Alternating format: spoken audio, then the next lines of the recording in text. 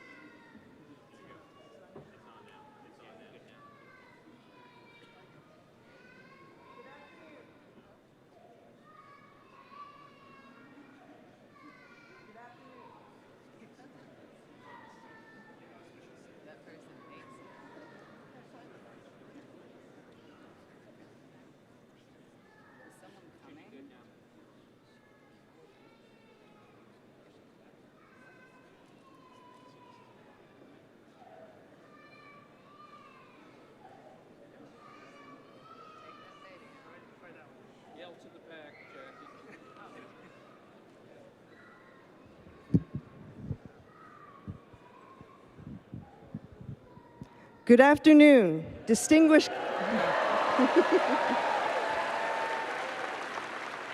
This is Plan B. Good afternoon, distinguished guests, esteemed faculty, and most importantly, the graduating class of 2025.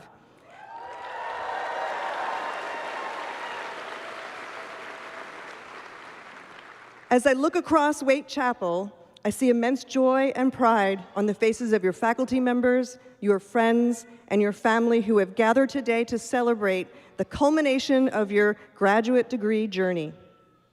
And when I look at you and I see the gleam of achievement that only comes after immense dedication and years of hard work. You did it. Take this moment in. Each of you has embarked on a unique academic journey filled with challenges, triumphs, and countless moments of growth. From drafts of dissertations, practice in front of colleagues, to research projects that gave unexpected results. So many little moments of this journey led to bigger ones that have transformed you into scholars, educators, filmmakers, counselors, philosophers, interpreters, researchers, and professionals I see in front of me. As you embark on the next phase of your life, remember the lessons learned and the friendships forged during your time here.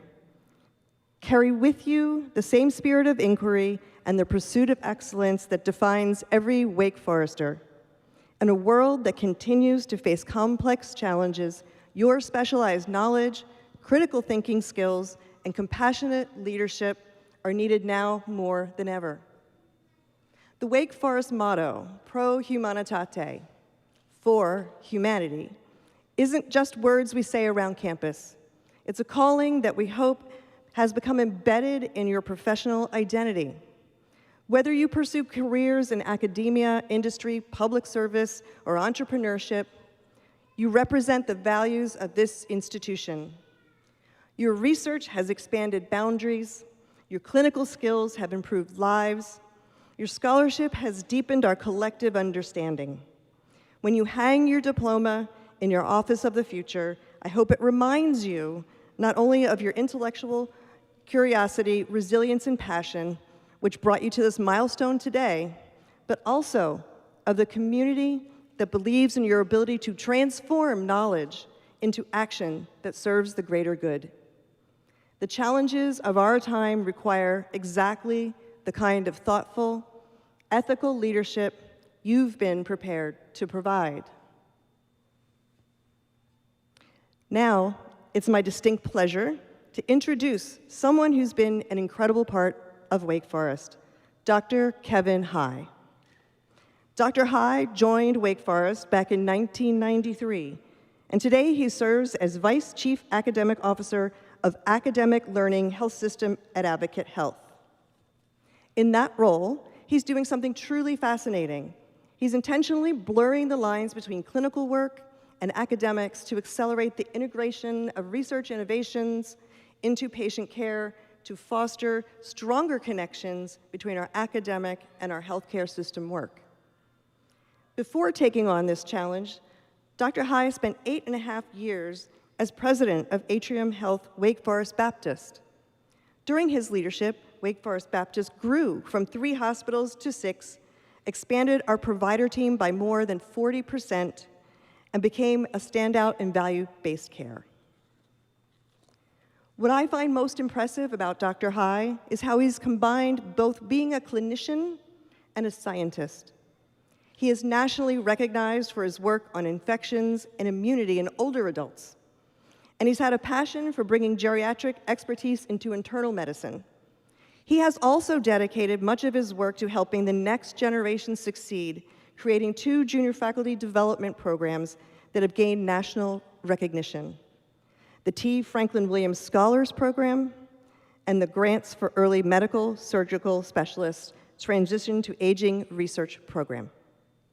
He has served as principal investigator for the National Coordinating Center for the NIA-sponsored Claude D. Pepper Older Americans Independent Centers and was on the National Advisory Committee for the National Institute on Aging.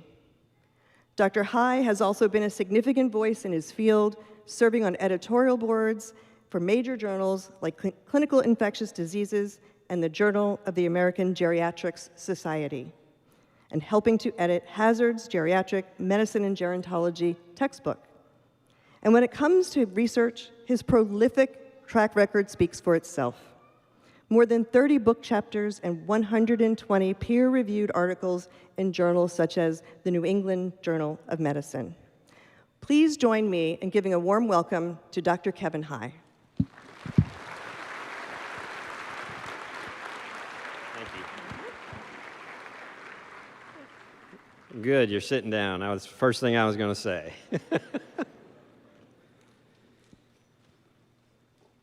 Well, it's great to be with you. Good afternoon.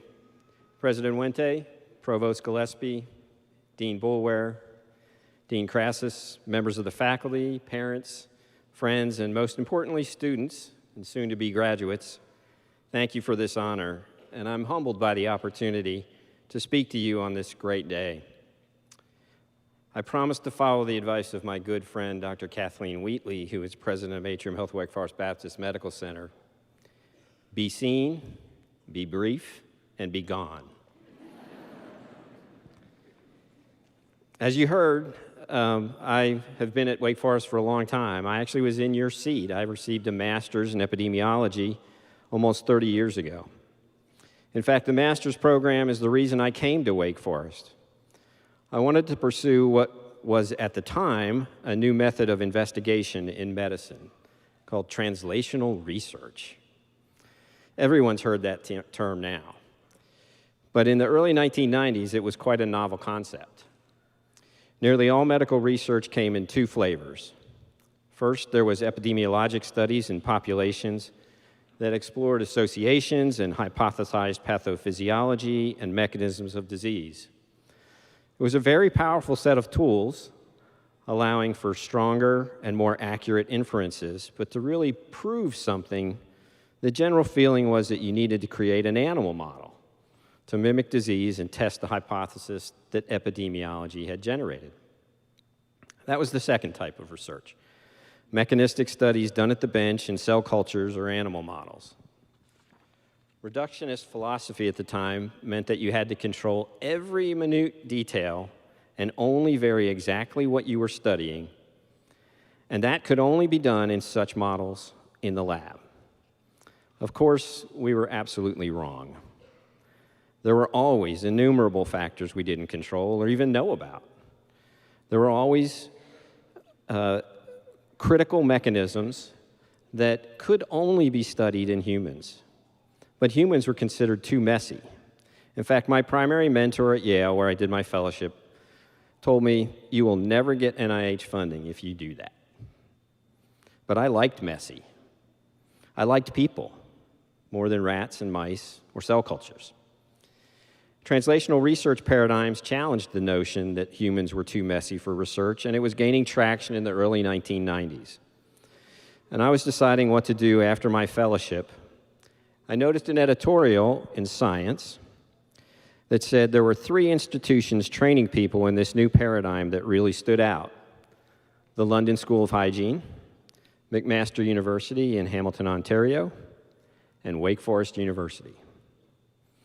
The editorial described Wake Forest's training program that emphasized fundamental research with the patient and the investigator in the same room. It just so happened that about the same time there was an ad in the New England Journal for an assistant professor in infectious diseases position at Wake Forest. Total serendipity. But I applied and was hired, and the master's program was part of my faculty development plan. My class included Amy McMichael, who's past chair of dermatology here at Wake Forest, Ronnie Bell, who was past director of the Wake Forest Maya Angelou Center for Health Equity, and Jeff Carr, a radiology professor at Wake Forest and then Vanderbilt, who has 889 publications and counting. So I actually was the underachiever of the group. 25 years later, and much to my surprise, when I became president of Wake Forest Baptist Health, the most valuable skill I possessed was not drawn from my medical training or leadership courses or clinical experience. It was a lesson learned during my master's in epidemiology coursework. And that lesson was, how do you identify cause and effect in the midst of complexity? Similar to humans, health systems are completely messy. During the COVID-19 pandemic, having had a master class in sifting through complexity to assess cause and effect was a great asset as a health system executive, and one that most MBA administrators and even clinicians don't have. Nothing seemed to be a simple cause-effect relationship. There were too many fast-changing variables, too many confounders, and too many rabbit holes to go down. In those complex situations, the critical insight often came from a frontline employee, a ward clerk, a transport technician, a nursing assistant, a pharmacist, a food service delivery employee, much more often than a physician or administrator. It was the team that made the difference, and deferring to real expertise on the front line, not the advanced degree, but to those who worked every day in the trenches, really mattered most of the time. Teams and team synergy, that's what got us through that complexity. And teams will likely be a major influence on your future success. So I want to spend the rest of my time briefly discussing teams. I know that I was hired as president of the health system for one reason, and one reason only. People trusted me. I didn't have an MBA. I never ran a hospital, let alone a health system. I'd managed doctors as chair of internal medicine, but as much as anyone manages independent contractors known as faculty. But on paper, I was woefully underqualified. But I was an infectious disease doc. I went everywhere in the hospital. I knew surgeons. I knew OBGYNs. I knew psychiatrists. I knew nurses. I knew radiology techs, ward clerks, pharmacists, and security guards. And my relationship with these people on the front lines, formed over 25 years in those trenches, meant they knew I'd walk beside them, not over them. We strive very hard to make sure that we created an environment where everyone counted and everyone could speak up. Individually, I had almost none of the answers, but the team IQ was very high. All I had to do was trust them and let them trust me to listen. In fact, almost always the most important thing I did was be the dumbest person in the room, not the smartest, and allow for the team to make me a better decision maker. So how are these lessons relevant today? Well, the first computer-designed drug ever made was called Indinavir. It's an anti-AIDS drug that was software designed in the early 1990s to fit into an enzyme that HIV uses to replicate itself. And it worked. It revolutionized the treatment of AIDS, ushering in the age of HIV cocktails, multi-drug combinations that made AIDS no longer the death sentence it was during my training in infectious diseases, but more of a chronic disease like high blood pressure and high cholesterol. That was nothing short of miraculous. However, as revolutionary as that might seem, AI will make it look like child's play. I don't want to be too dark on this happy day, but people have wondered whether the careers we've all trained for will even exist 30 years from now. I'm absolutely certain they will not. But we shouldn't be afraid of that. When the spreadsheet was developed around 1980, it was predicted that it would be the end of the accounting profession. According to NPR Narrative, in 2015, accounting jobs actually increased by 600,000 because spreadsheets did the calculations easily, allowing dozens and even hundreds of scenarios. So people who understood each scenario and how it could be managed became even more valuable, not less. And AI will present similar challenges and opportunities. In his book, Humans Are Underrated, What High Achievers Know That Brilliant Machines Never Will, Jeff Coleman describes human qualities he thinks will continue to set us apart from AI and other technological advances. A major part of his argument comes from team dynamics. Team IQ has been investigated by many researchers. In one study, the success of 200-plus groups performing varied tasks, either brainstorming new solutions or making collective moral judgments, negotiating use of limited resources, were used to judge the group's effectiveness. And although the tasks were quite different, there was a very high correlation of success from task to task. What they discovered was that a good group was a good group, and they were good at everything, not just one thing. The researchers went on to identify factors that could predict high-performing teams. There was essentially no correlation with the average IQ of the group, the highest or lowest IQ in a group, not even group characteristics like cohesion or motivation, clear roles and responsibilities. None of that explained the variance in group performance. Even group stability or size were only marginally important. By far, the greatest contribution to team IQ was social sensitivity.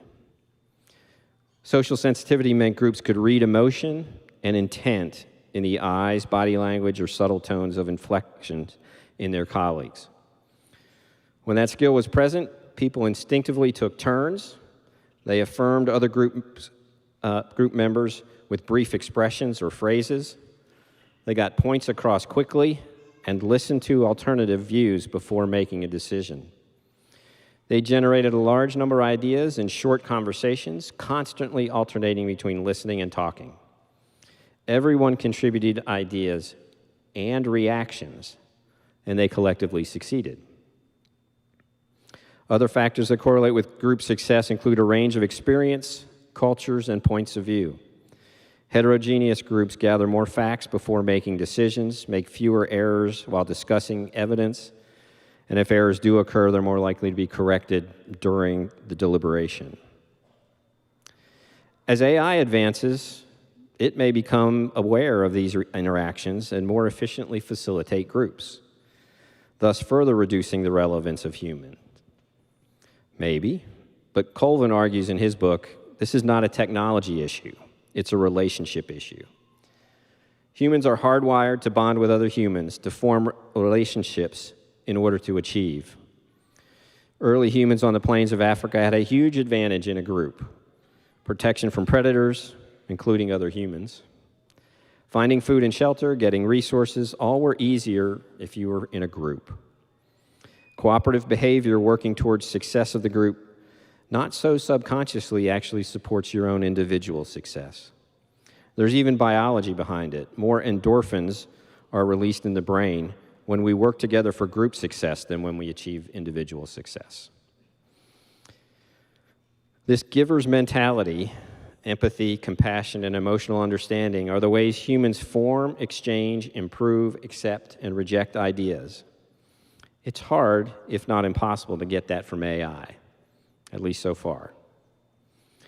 So what will AI do to the development of those human thinking and feeling emotions? Well, down the road at Elon University, Janet Anderson and Lee Rainey released a report a little over a month ago called Being Human in 2035.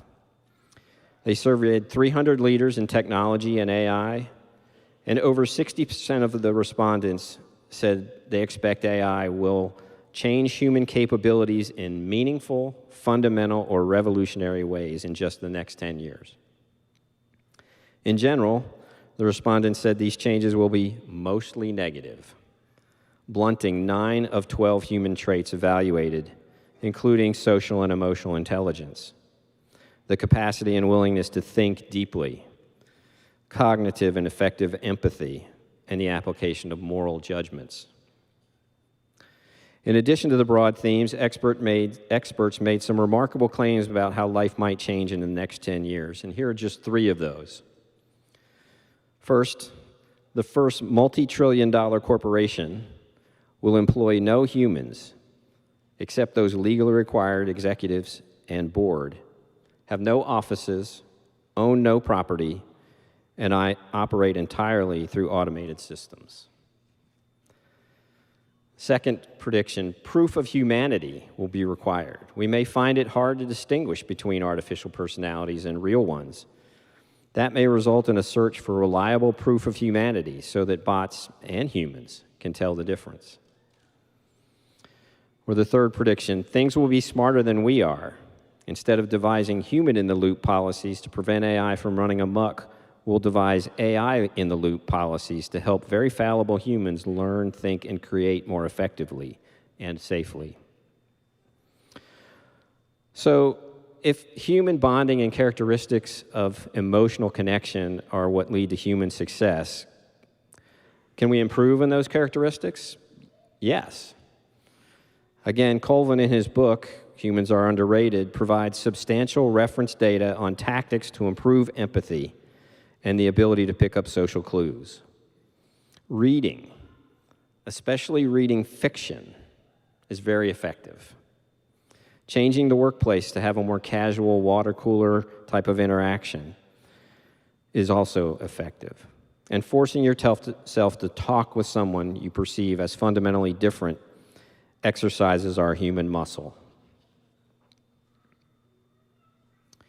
The key takeaway from all of this is that we need to do what technology cannot. It's our human touch and human bonds that form the most effective human resource ever known, a highly functioning team. In such a team, it's not just our individual empathy, emotion, and creativity, but the amplified and collective voice of all of us that creates the magic and makes it fun. So as you go forward from this phase of your life, perhaps with some trepidation about AI in the future, I urge you to remember the traditional African proverb that has never been more true. If you want to go fast, go alone. If you want to go far, go together. Find yourself a great team, people you relate to, create those bonds, and go far together. Thank you.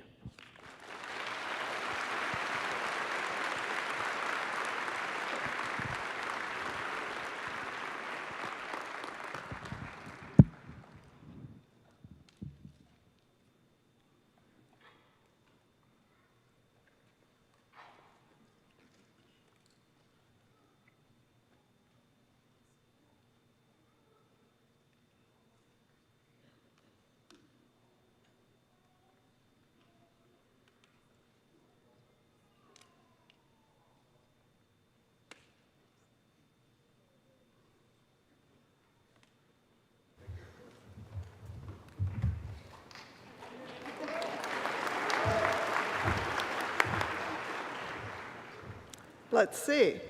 Whoa, technology. There we go. Well, thank you so much, Dr. High, for inspiring this technological feat up here in terms of our microphones all being deployed. Also, thank you for sharing your wisdom and for sharing your encouragement to this next generation of leaders.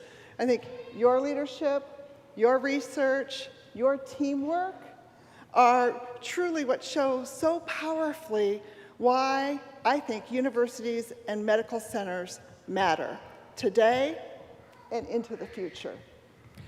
And that gives me great pleasure to be here because these are future leaders sitting here in front of us, as you heard Dean Crassus say. And as the president of this great university, I could not be more proud of all of you. I know your families are proud, your friends, your loved ones. I know your dedicated faculty and the staff of Wake Forest University and the Graduate School of Arts and Sciences are also tremendously proud of you. It's a pleasure to really share in this significant moment as we celebrate your remarkable achievements. Your journey through graduate studies has been marked by a deep commitment to inquiry, rigorous exploration, and the pursuit of knowledge across a diverse range of disciplines, which we're going to see today. Whether your focus has been on the mysteries and truths of the human mind and the body, the undeniable importance of languages, arts, or communication to the human experience, the complexities of the natural world, the critical lessons available to us in the study of the past, or the solutions possible in the future of technology, as we just heard. Your dedication to discovery makes the world a better, more vibrant, and interesting place. I know that the skills you have honed during your time at Wake Forest are going to prove to be invaluable assets, regardless of the careers that you choose to pursue next. Your ability to build teams, as Dr. High emphasized, to analyze critically, to synthesize information in new ways, to communicate your insights with clarity, and to really persevere through all different types of challenges are going to be absolutely vital to your contributing to a flourishing society and a healthy democracy. At Wake Forest, we believe in using our ability to do good for others.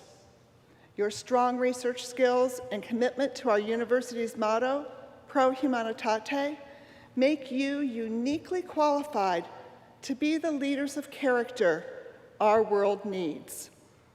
So as you embark on this next chapter, I hope you carry with you the curiosity and compassion, along with a good degree of courage, that drew you here to this university. Wake Forest is immensely proud of your accomplishments, and I cannot wait to see what you do next. Congratulations.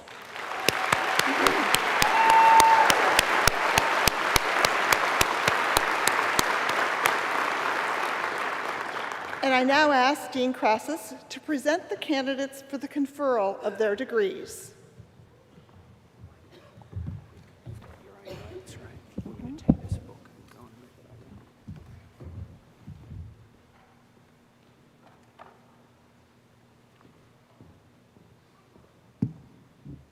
Will all candidates for the degree Doctor of Philosophy please stand?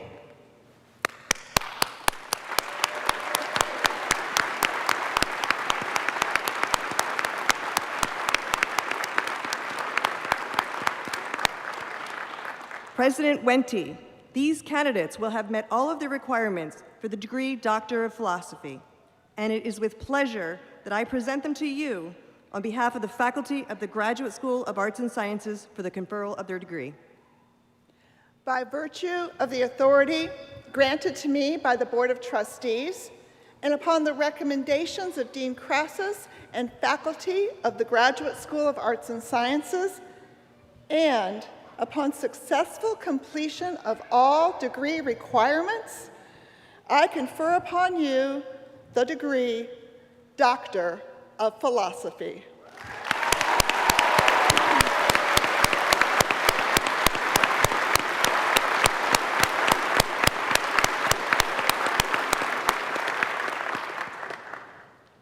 Please be seated. Will all candidates for the degrees Master of Arts, Master of Science, Master of Fine Arts, and Master of Arts in Education please stand?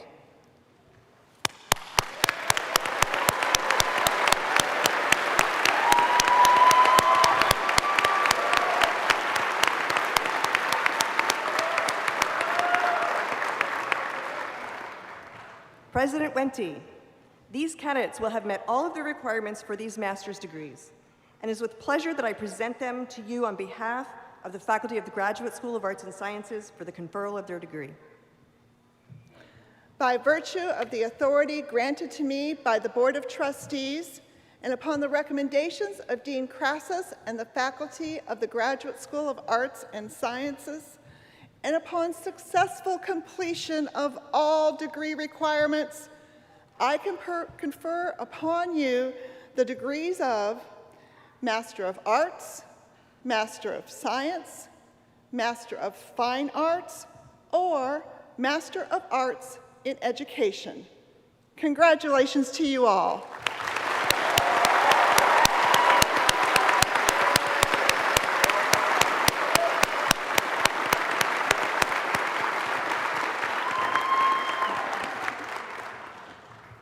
I now ask Dr. Tony Marsh, Senior Associate Dean of the Arts and Sciences Graduate Programs, to step forward to present the doctoral candidates.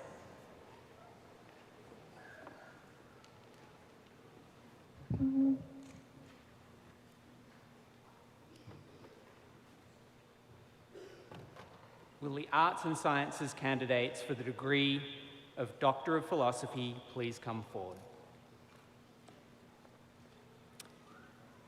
What you'll see going on here is that these candidates will be hooded by their faculty advisors.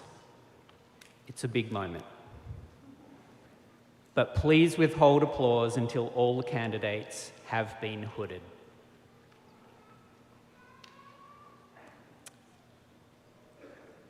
Lada Gao, Advisor Dr. Greg Cook.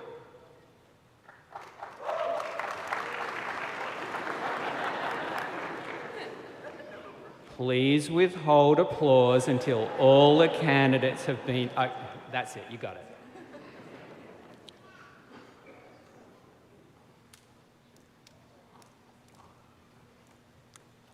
Trevor Charles Jenkins, hooded by his advisor, Dr. Timo Tonhauser.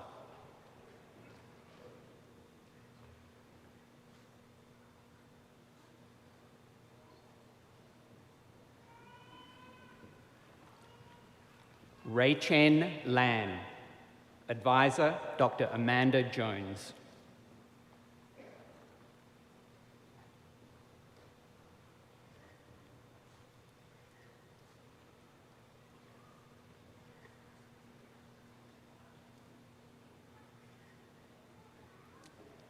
Gabriel E. Marcus, advisor, Dr. David Carroll.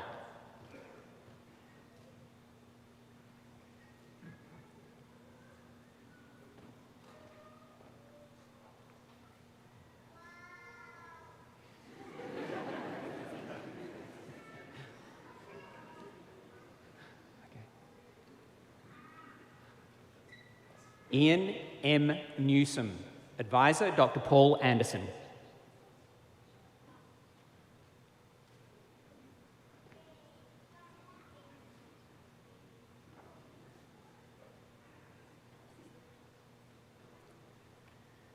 Sarah L. Nichols, advisor, Dr. Sarah Esman.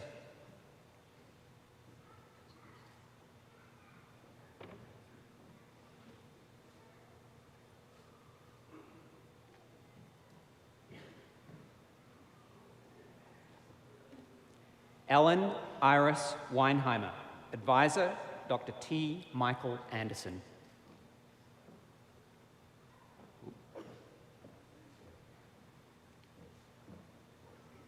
Michael couldn't be here, and Ellen is being hooded by Dr. Sarah Espen. Now you can go nuts.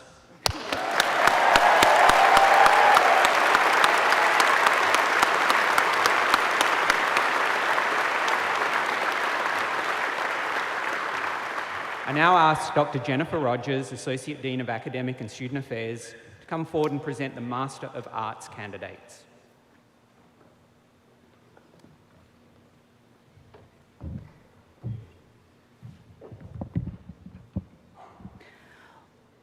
Will the Arts and Sciences candidates for the degree of Master of Arts please come forward? Candidates will be hooded by Associate Professor Aaron Binkley, Department of Counseling. Shaquana LaShawn Akins.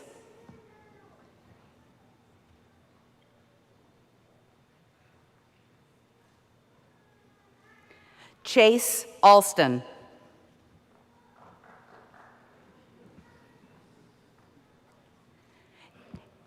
Casey Marie Adebeck.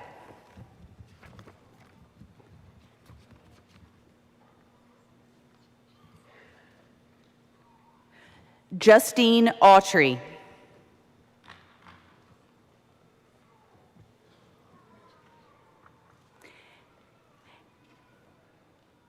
Hannah Baldwin.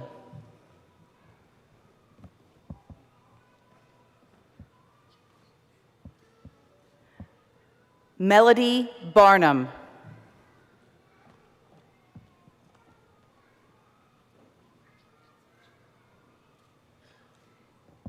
Caitlin Beckham.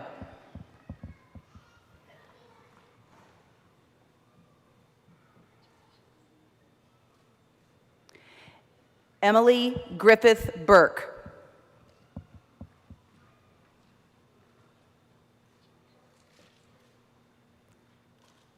Madison Elizabeth Bird.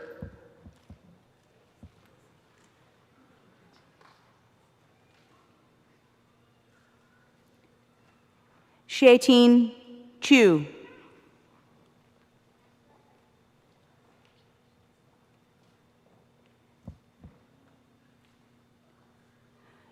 Joe Wilbert Woodkinsia Sias.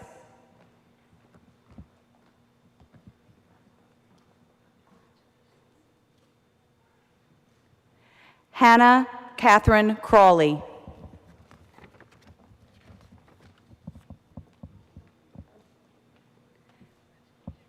Malin S. Del Cid Salazar.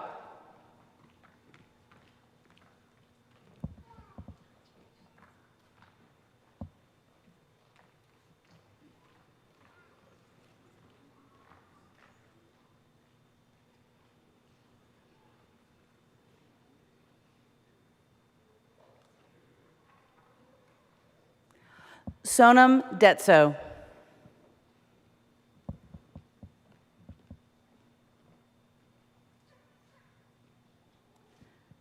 Sarah Forshee.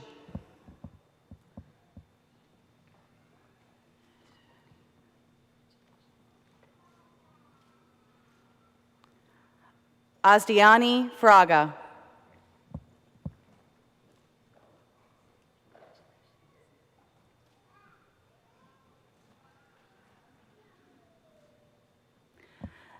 Lynn S. Friedman Piuno.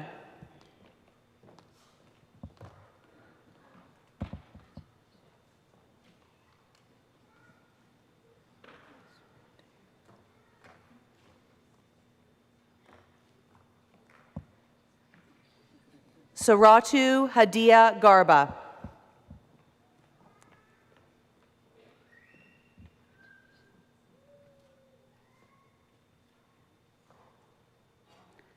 Blessing Enyola Giwa.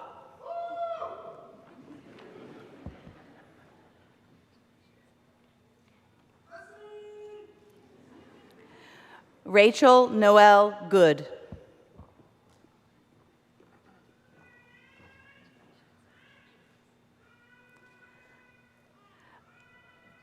Victoria Grasty.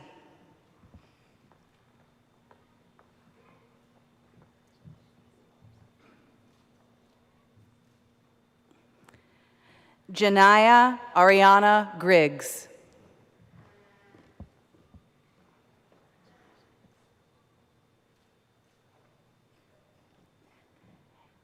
Caitlin Grant Hagenbeck.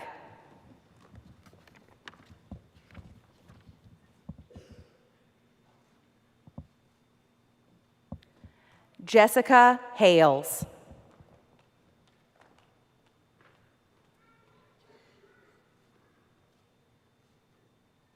Allison E. Hegarty.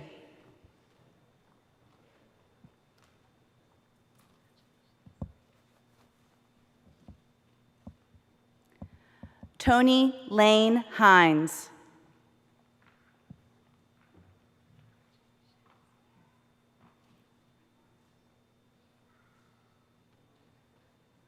Rujia Zhao.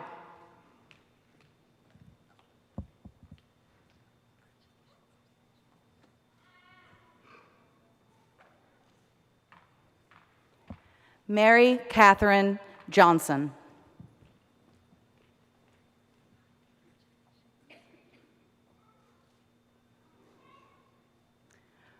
Courtney Sarita Jones.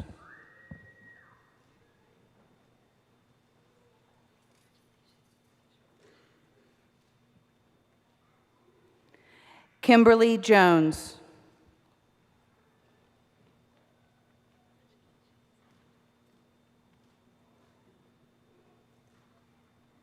Melissa Inez Khalil.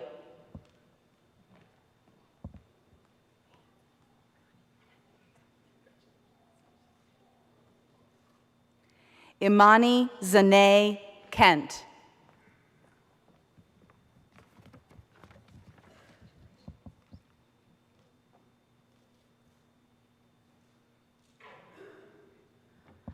Youngying Lee.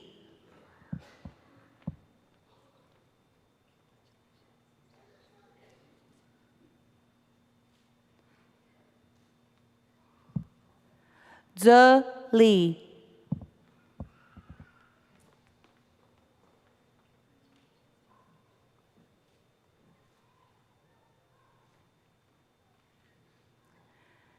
Sydney Lisowski.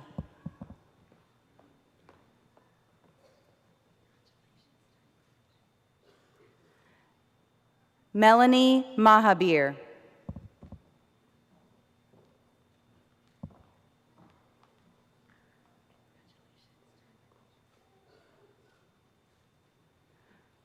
Carlos Giovanni Mata Arellano.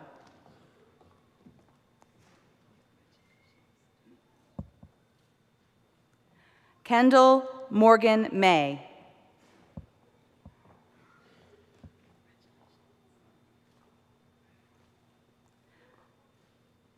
Lily Michaela McClendon.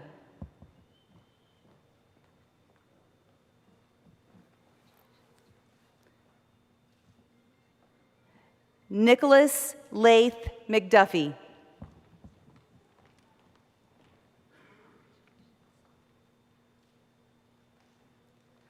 Veronica Faye McLean.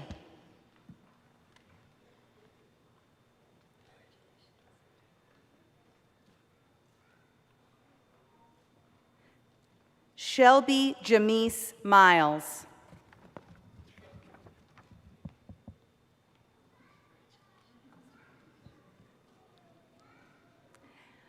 Peyton Grace Mizell.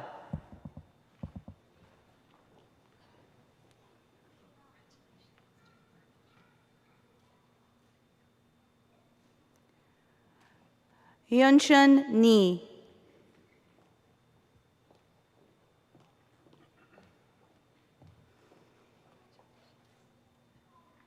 Paige Ellen Nurkin.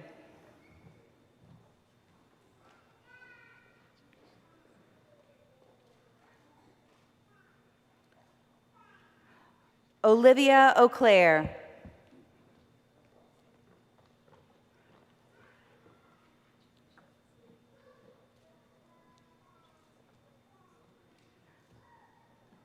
Reina Jade Perez.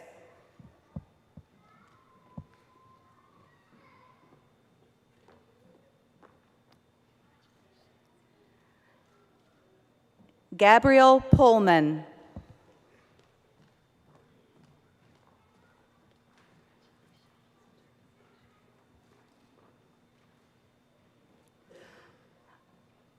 Annika Rose Pratt.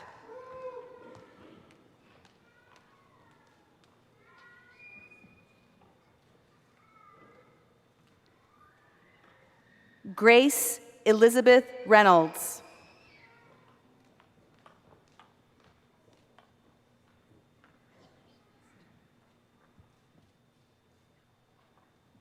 Brooke Antoinette Rabati.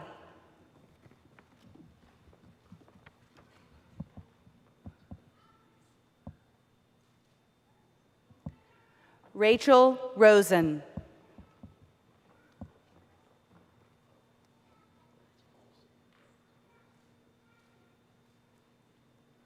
Yennefer Serrano.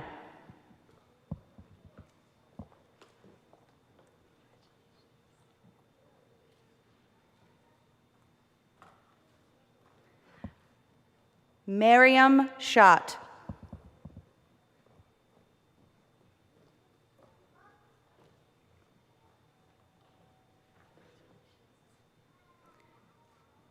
Kelsey Megan Shore.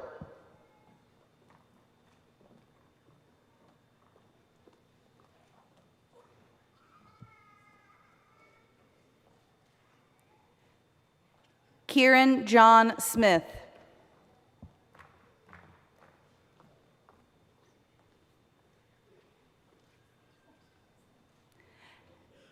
Sydney Jarrett Smith.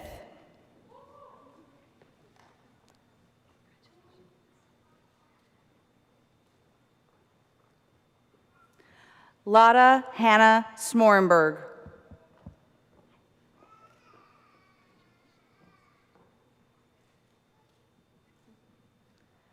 Amanda Addie Spivey.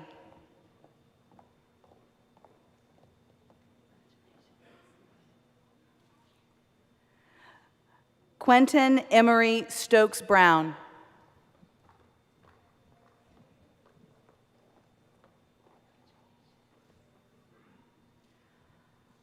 Margaret Lauren Strong-Thur.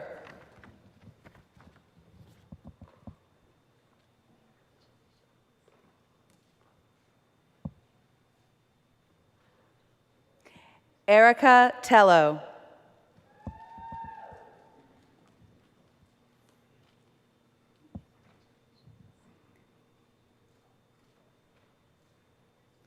Paige Caroline Umbach.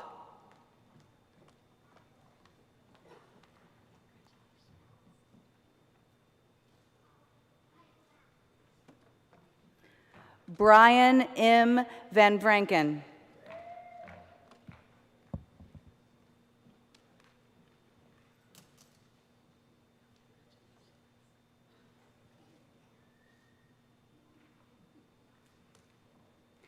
Jennifer Pamela Veliz Gomez.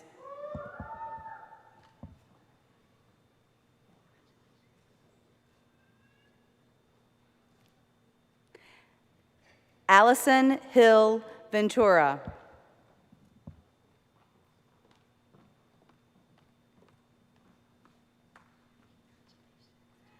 Benjamin Wagner.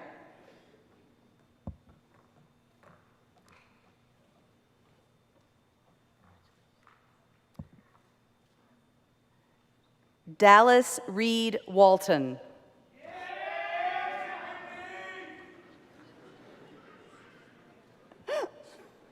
All the way down. Ling Wan.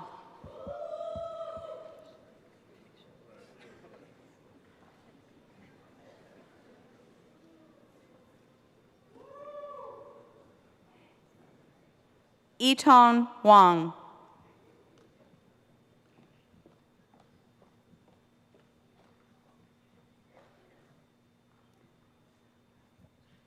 Rachel Michelle Ward.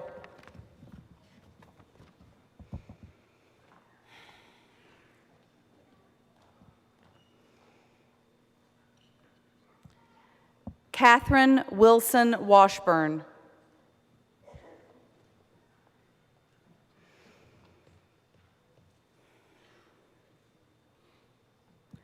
Grace Kenzie Westcott.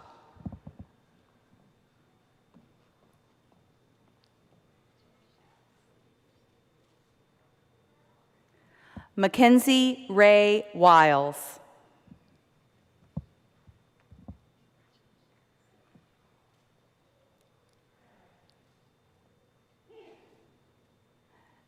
Joshua Wright.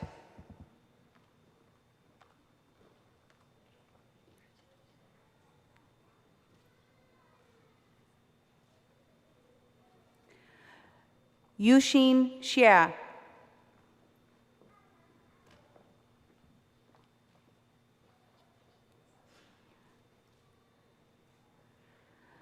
Yuhong Yin.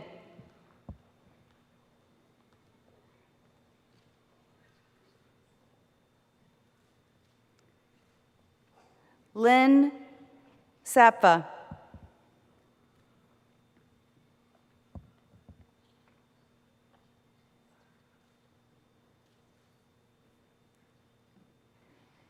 Xiaoxing Zun.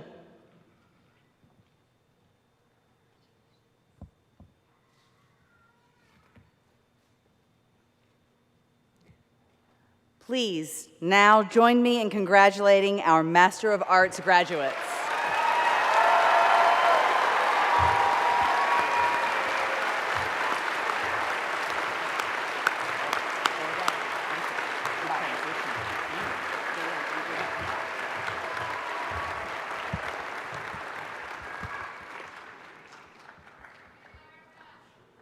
Will the Arts and Sciences candidates for the degree of Master of Science please come forward?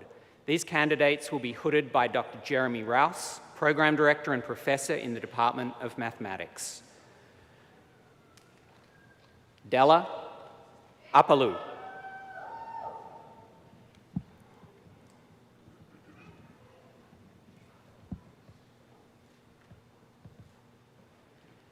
William Joseph Bailey IV.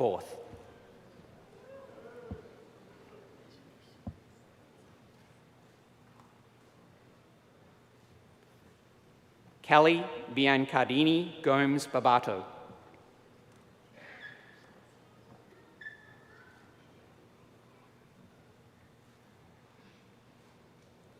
Devon Battaglia.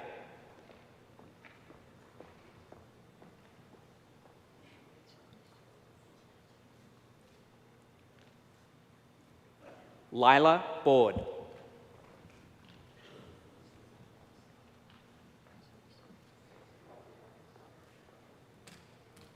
Philip Robert Brown.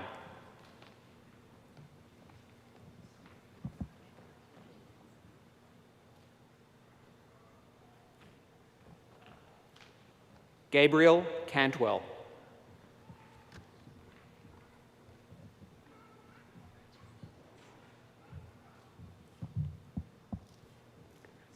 Bryant Hall Collins.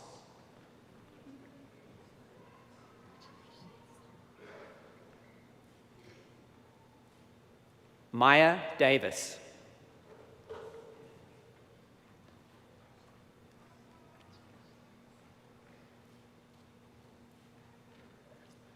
João Victor de Oliveira Pinheiro.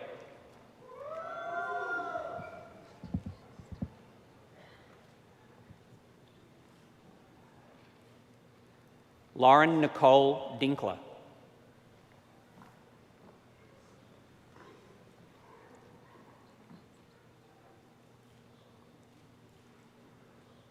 Ulawabakula Jeffrey Emmy Johnson.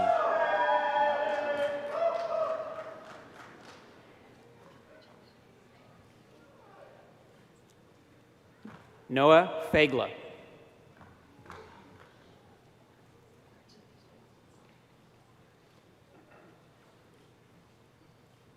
Robbie Louise Grace.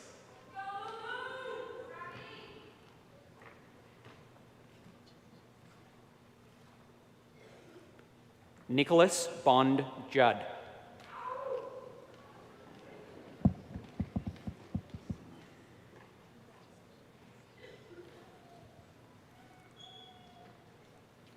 Jenna Lauterbach.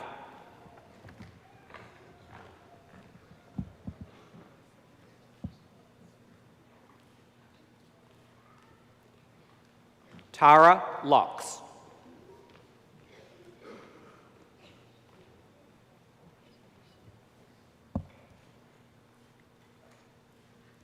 Megan Shinru Lee.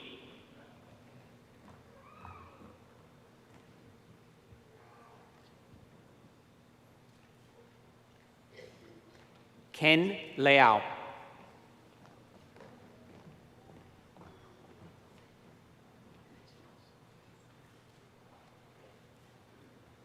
Nicholas Lindauer.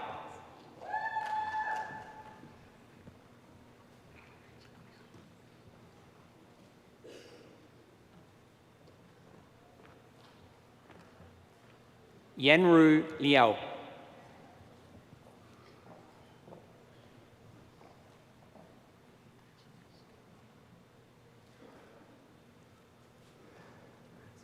Charles Patrick Manolakis.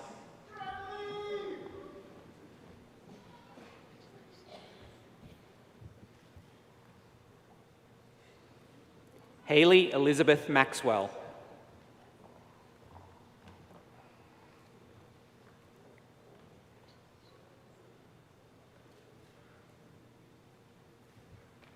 Olutosin Olusola.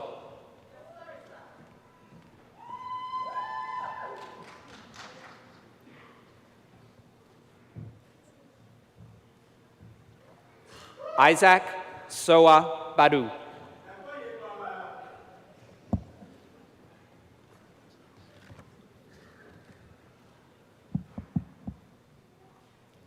Mitchell Turk.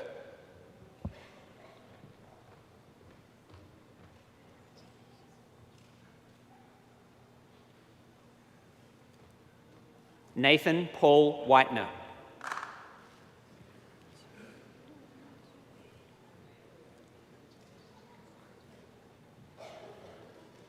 Suyua Young.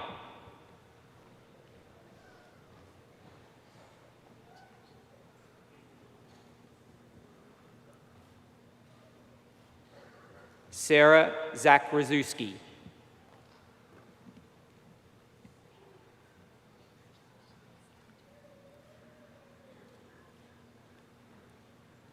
Please join me in congratulating our Master of Science graduates.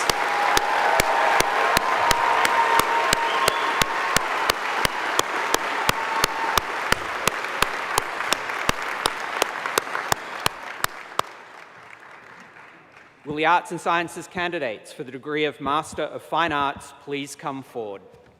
These candidates will be hooded by Christopher Zalewski, Program Director and Associate Teaching Professor in the Documentary Film Program. Parker Griffin Beverly.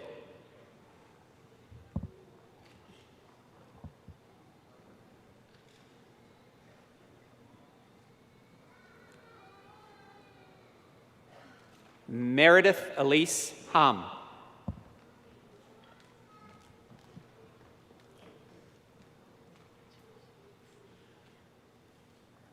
Luis Poor.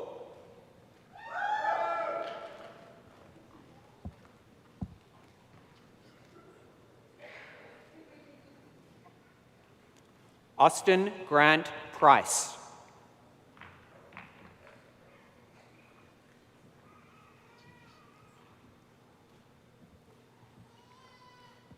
Ryan Logan Simmons.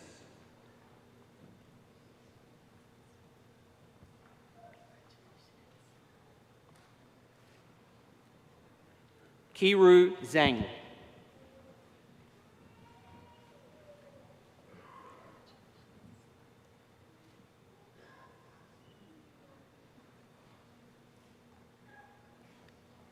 Yehung Chow.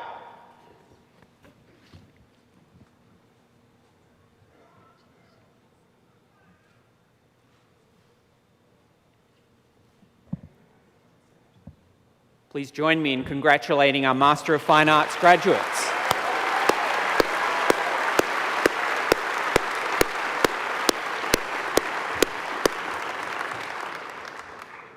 Will the Arts and Sciences candidates for the degree of Master of Arts in Education please come forward? These candidates will be hooded by Dr. Alan Brown, Chair and Associate Professor in the Department of Education. Anna Catherine Breha.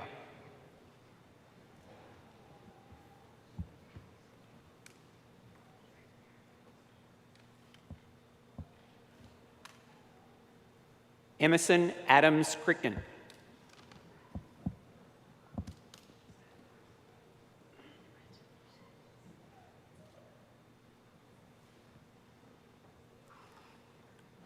Olivia Ray Frankie.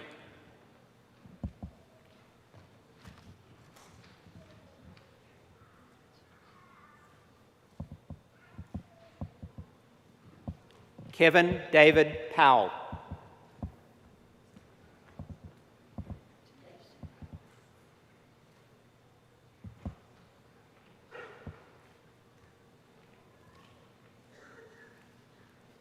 Alex Straight.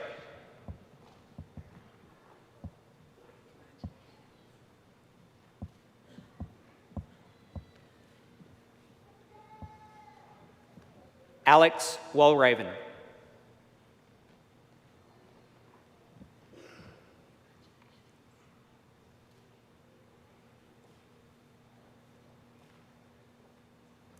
Please join me in congratulating our Master of Arts in Education graduates.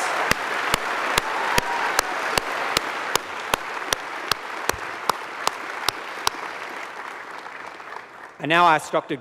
Dwayne Godwin, Senior Associate Dean of the Biomedical Sciences graduate programs, to step forward to present their graduates.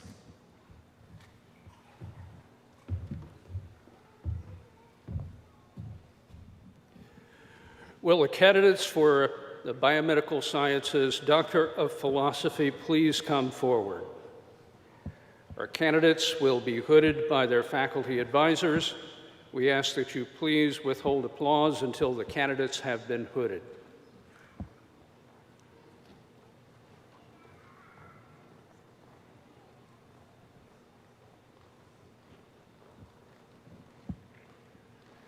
Sarah Abu Jalbush, advisor Dr. Adam Hall.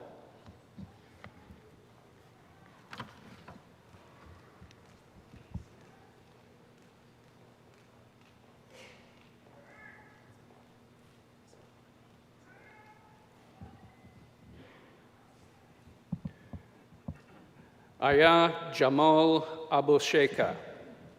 Advisor, Dr. Thomas Register.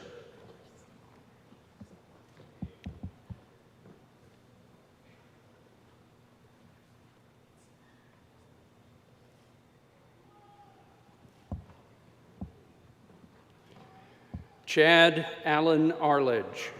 Advisor, Dr. Dawen Zhao.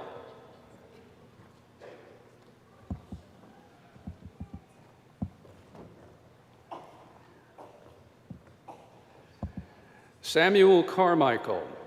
Advisor, Dr. Anthony Atala.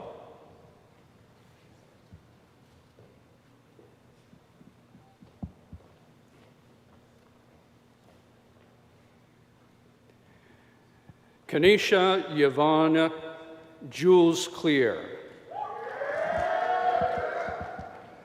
Advisor, Dr. Catherine Cook.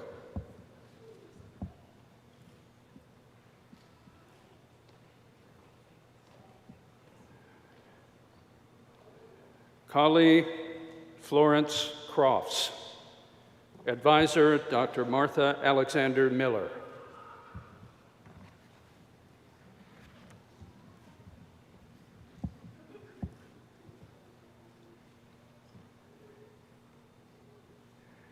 Emily DeMarco. Advisor, Dr. Kenneth Kashida.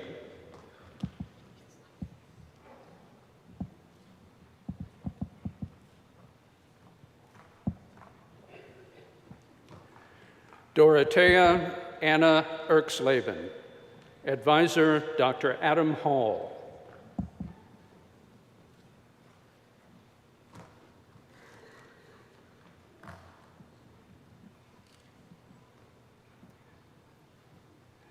Lindsay Rebecca Ferris. Advisors, Dr. Leslie Poole and Dr. Thomas Hollis. Lindsay will be hooded by Dr. Leslie Poole.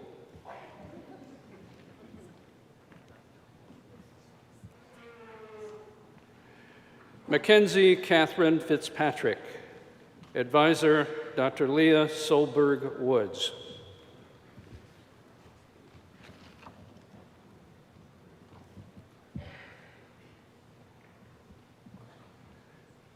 Stephen Garanda.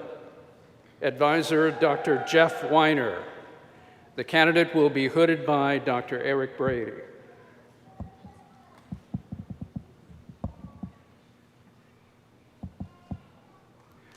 Chukwuike Uchenna Guam.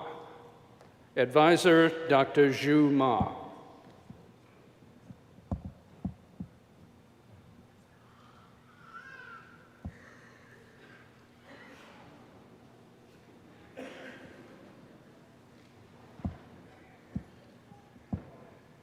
Benjamin Shimon Hezroni. Advisor, Dr. Philip Brown.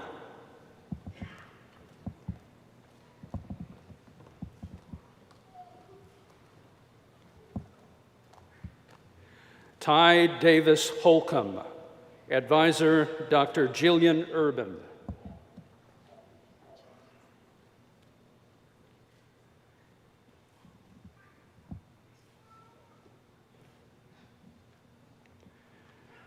Kimberly Marie Holter. Advisor, Dr. Robert Gould.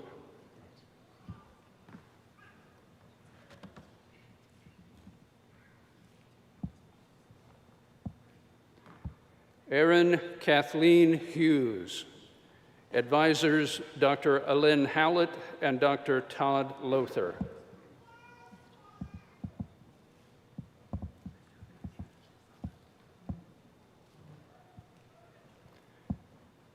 Melody Courtney Lynn Iacino. Advisor, Dr. Mark Ferris.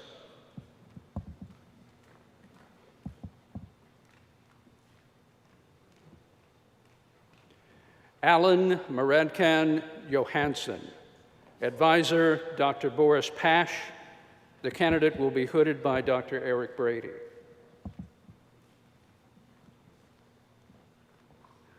Mohammad Reza Kodai. Advisors, Dr. Paul Lorienti and Dr. Sean Simpson. The candidate will be hooded by Dr. Paul Lorienti.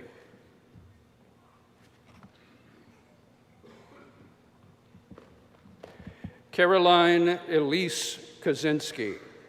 Advisors, Dr. Graca Almeida Parada and Dr. Christopher Parada.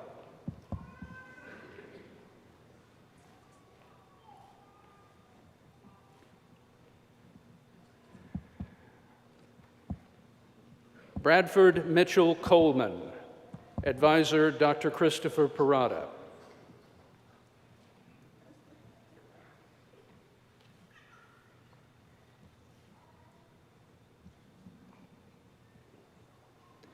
Kedar Vijay Madi. Advisor, Dr. Christopher Whitlow. Candidate will be hooded by Dr. Eric Brady. Madison Marks. Advisor, Dr. Jillian Urban.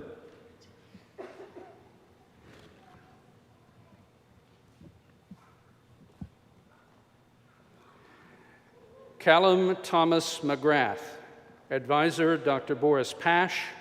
The candidate will be hooded by Dr. Eric Brady.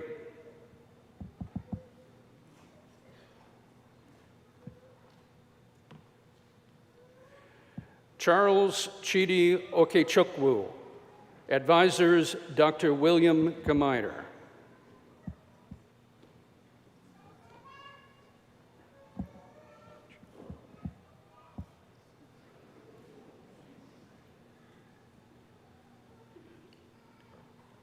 Chirayu Milan Patel. Advisor, Dr. Jeffrey Willey.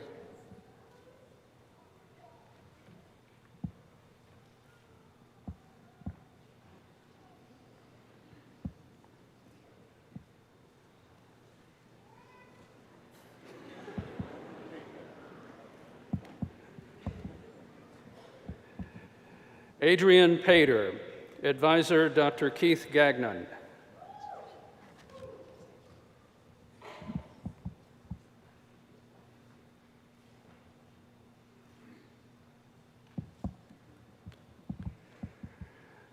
Ritu Masesh Ramamurthy. Advisors, Dr. Graca Almeida Parada and Dr. Christopher Parada.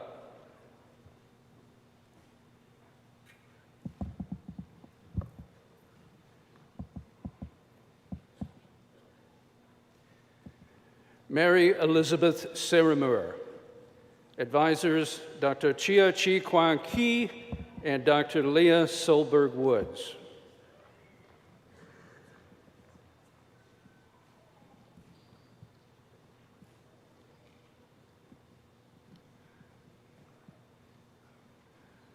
Mulham Sudan. Advisor, Dr. Philip Brown.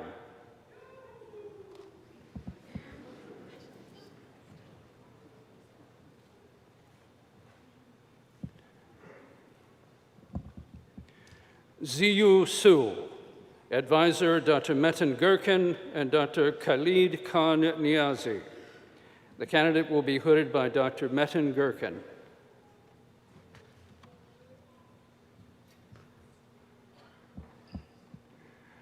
Abigail Glazier Swenson. Advisors, Dr. Joel Stitzel and Dr. Jillian Urban.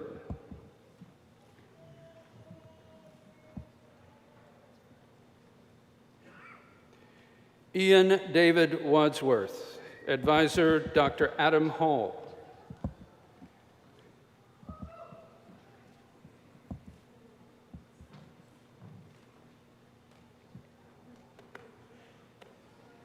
Noah B. Walker. Advisor, Dr. Ryan Drennan.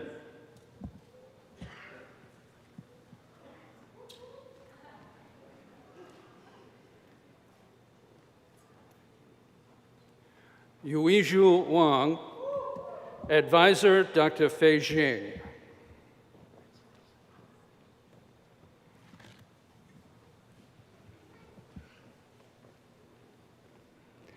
Malena Gabrielle White. Advisor, Dr. Gloria Moudet.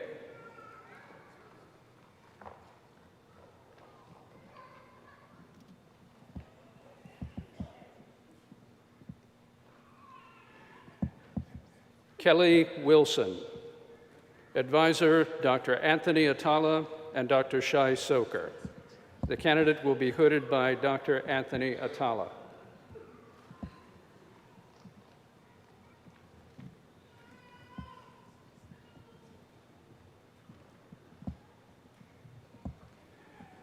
Please join me in applauding our doctoral graduates.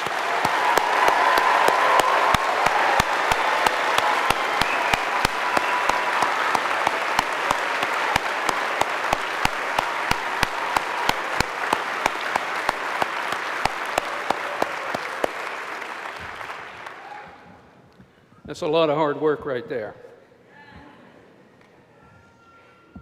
Will the biomedical sciences candidates for the degree of Master of Science please come forward?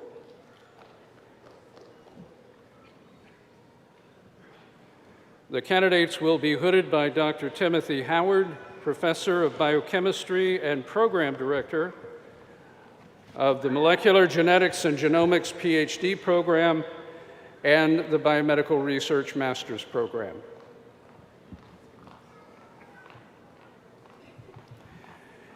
Evelyn Anafi Omoebeng.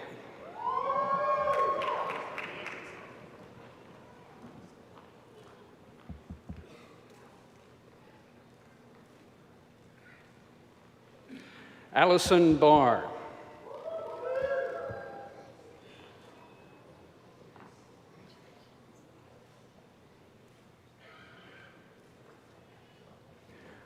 Janelle Barron.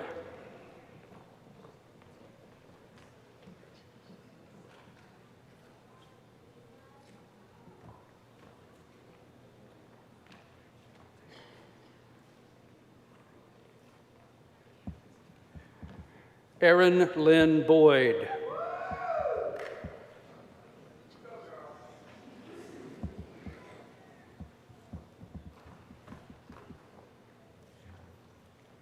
Gregory Boyer.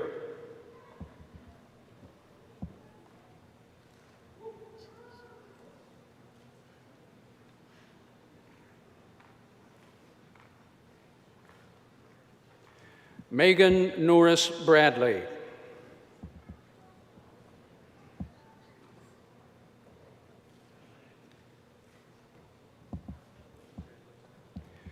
Daniel Logan Burge.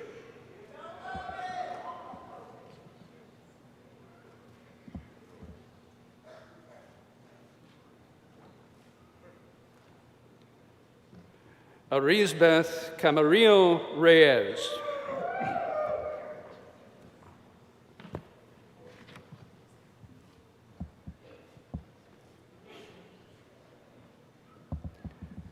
Logan Michaela Cave.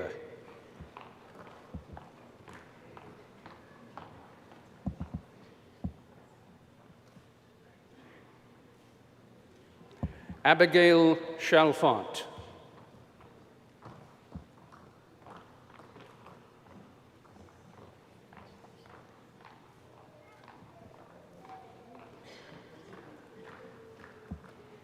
Alicia Anise Clegg.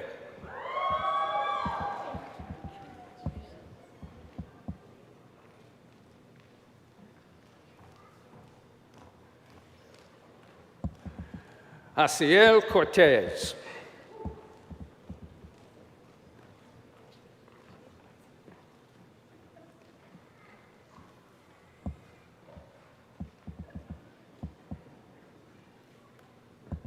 Gabriela de la Vega.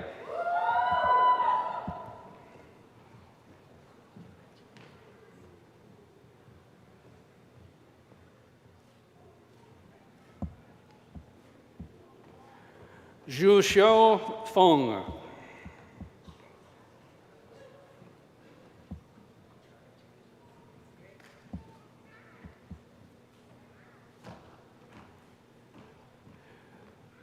Beatrice Sia Gar.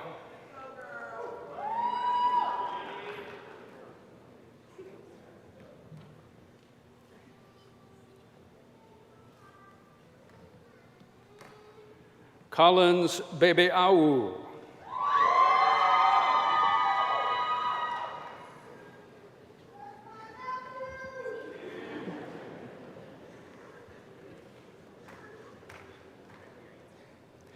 Jessica Christian Geiger.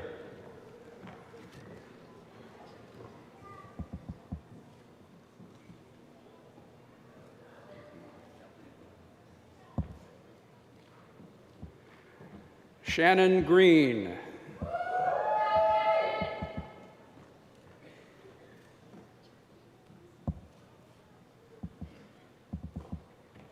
Shona Harbert.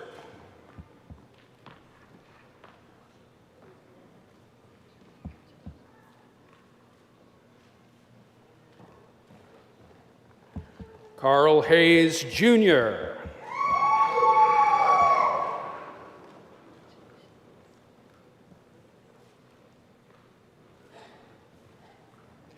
Sarah Gabrielle Hayes.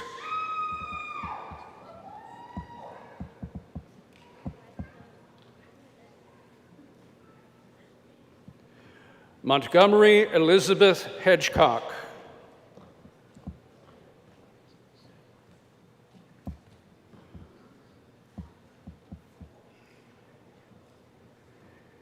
Ifemiomo Megan Igbinadola.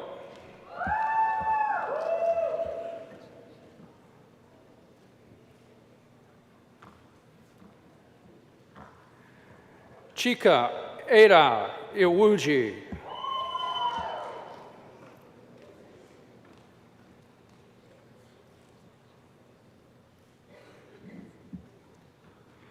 Megan Johnson.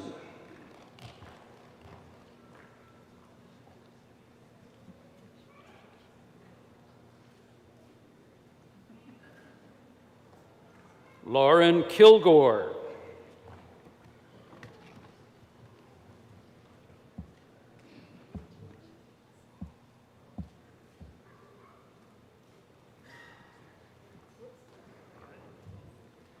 Jason Lee.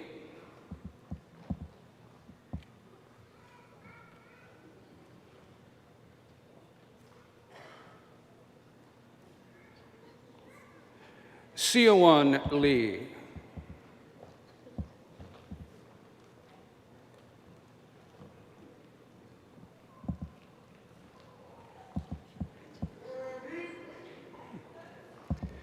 Erin Elizabeth Lillycrop.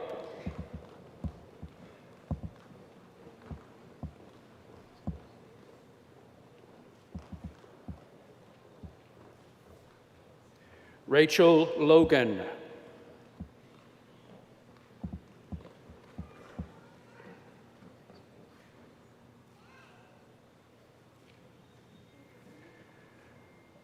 Vivian Michaela McAllister.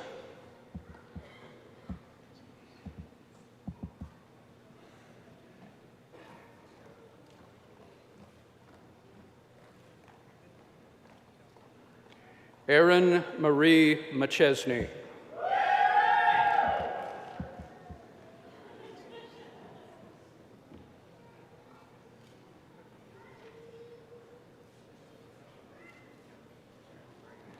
Hannah Menaker.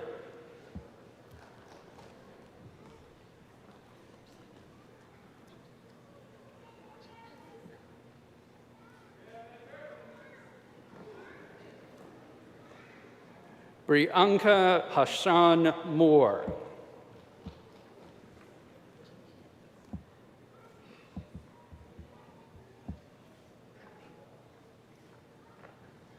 Savannah Nicole Moore.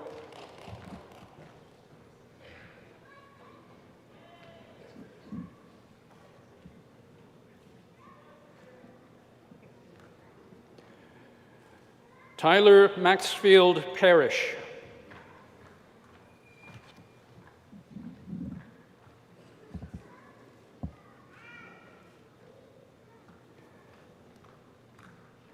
Angelina Jolie Pierre.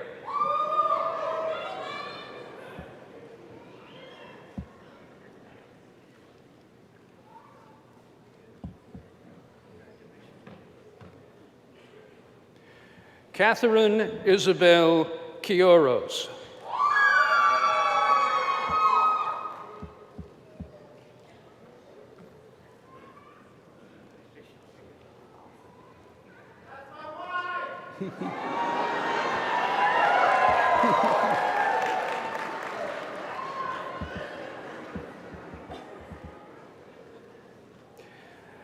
Taanka Zandi Ramirez.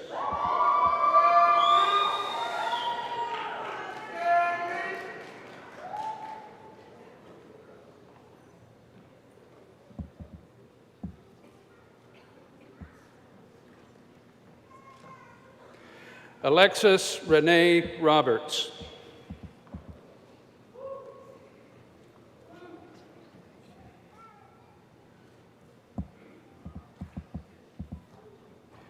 Jamie Camille Roberts.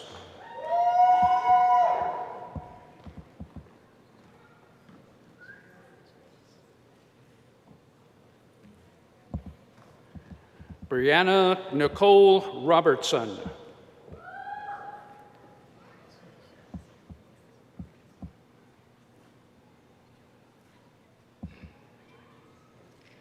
Matsurat Robledo Ruvacalba.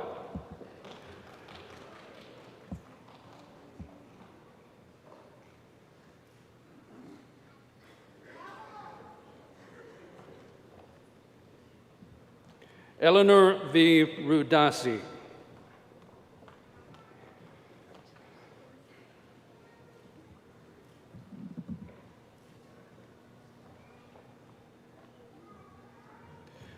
Raminder K. Saluja.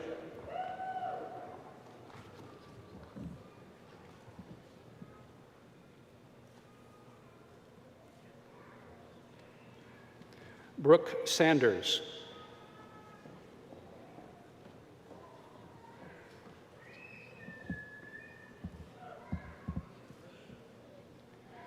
Sydney K. Scott.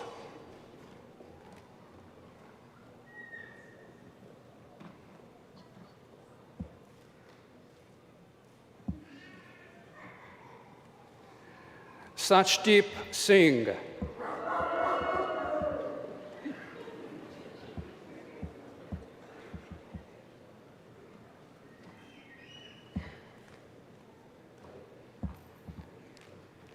Roseanne Calabrito Sarat.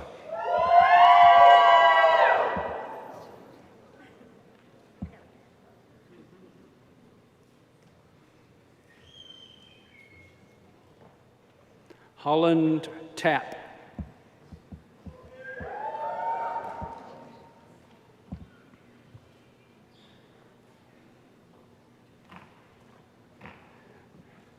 Ming Wei.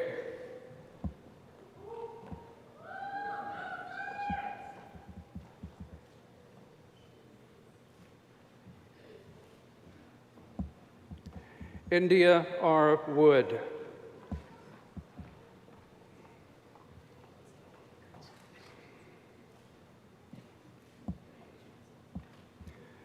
Catherine Crowell White.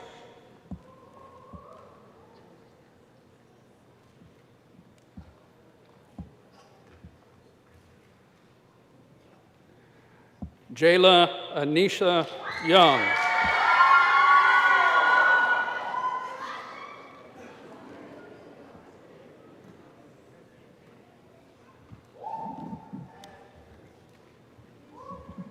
Vera Zanker.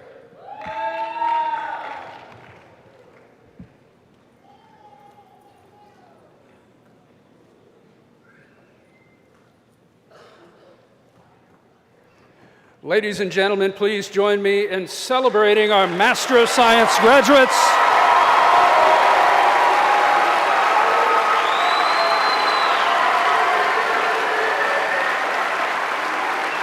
And all of our 2025 graduating students.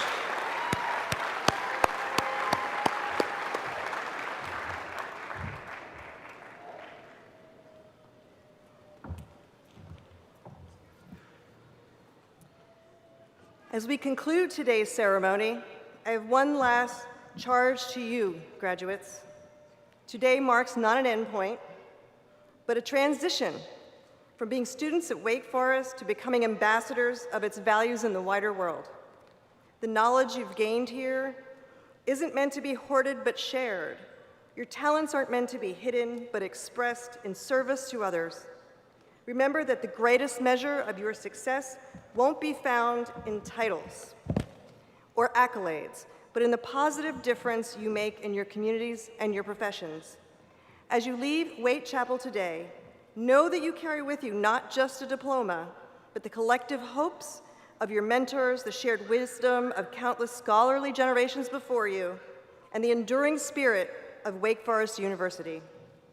To our graduates' families and friends in attendance or watching online, I join you in extending my heartfelt congratulations on this significant achievement to our class of 2025.